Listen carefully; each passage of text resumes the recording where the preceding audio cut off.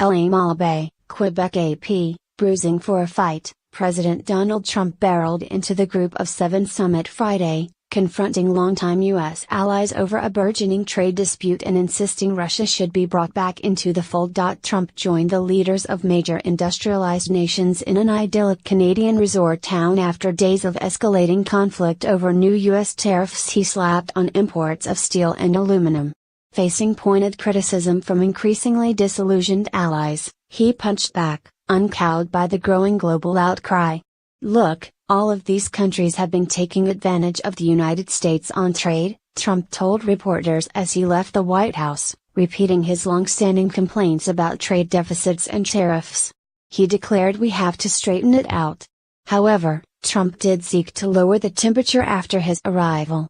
He bantered easily with Canadian Prime Minister Justin Trudeau, joking that the neighboring leader had agreed to cut all tariffs and all trade barriers. And he emphasized a good relationship with French President Emmanuel Macron, saying they sometimes have a little test on trade, but predicting a positive outcome. Still, the fundamental differences remained clear.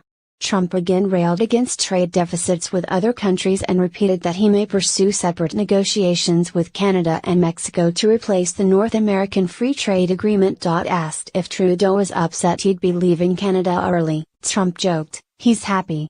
Macron said there had been open and direct discussions, adding that he thought there was a way to get a win-win outcome on trade, though details remained unclear. Before arriving at the meeting of the group, which some suggest Trump is pushing from the Group of Seven into G6+1, he further stirred the pot by asking why Russia was excluded.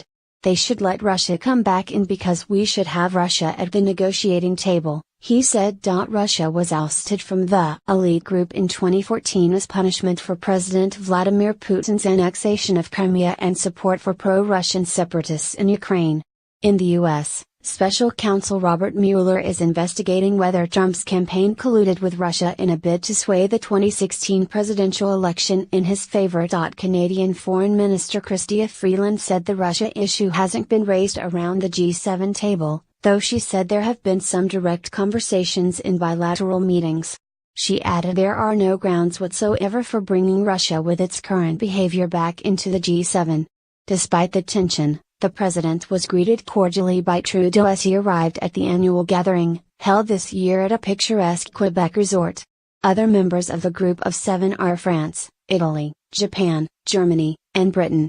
The European Union also attends. Trump showed up late and will leave early on Saturday, heading to Singapore for his meeting with North Korean leader Kim Jong-un. He spent Friday participating in the rituals of the G7, including the formal greeting by host Trudeau, a group photo in front of the sparkling St. Lawrence River and a working lunch of Arctic char and buckwheat salad. Over the course of his presidency, Trump has inflamed allies with his isolationist policies, including withdrawing the U.S. from the Paris Climate Accord and the International Iran Nuclear Agreement. Under Trump, the United States has abandoned its traditional role in the G7 as an advocate for freer global trade, instead pushing more protectionist policies.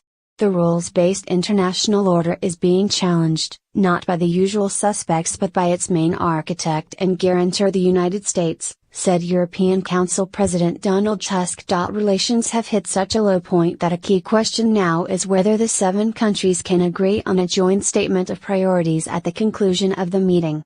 Macron said Thursday on Twitter, "The American president may not mind being isolated, but neither do we mind signing a 6-country agreement if need be."